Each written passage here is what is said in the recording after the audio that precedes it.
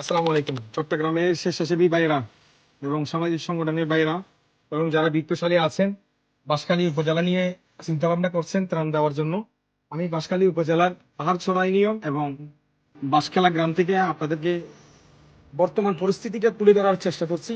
এখানে আমরা আজকে স্বপ্নের আনোয়ারা ফাউন্ডেশন থেকে রান্না করা খাবার নিয়ে আসছি। মেইন রুট থেকে গ্রামে পৌঁছাইতে আমাদের প্রায় 1 ঘন্টা মতো সময় লেগেছে। শুধু পানির মধ্যে হাঁটতে হাঁটতে, এখানে কোনো যানবাহনের ভ্যানের ব্যবস্থা নেই, নৌকার ব্যবস্থা নেই। আপনাকে খাবারগুলো হাতে করে নিয়ে আসতে হবে, এমন একটা অবস্থা এখানে। তো একদম প্রত্যন্ত অঞ্চল হওয়াতে এখানে অনেক স্বেচ্ছাসেবী বা আপনার চাইলে আপনার 1 লাখ, 2 লাখ, 3 লাখ, 5 লাখ টাকা এখানে দান করলে আপনার কোনো ক্ষতি হবে না, আল্লাহ আপনাকে এর দাতও দিবেন।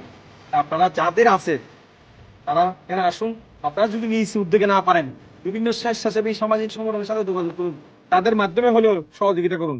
এই বাঁশখালী উপজেলা আমাদের এই পাশে দাঁড়ানোর কথা একদিন তারা মনে রাখবে, নয়তো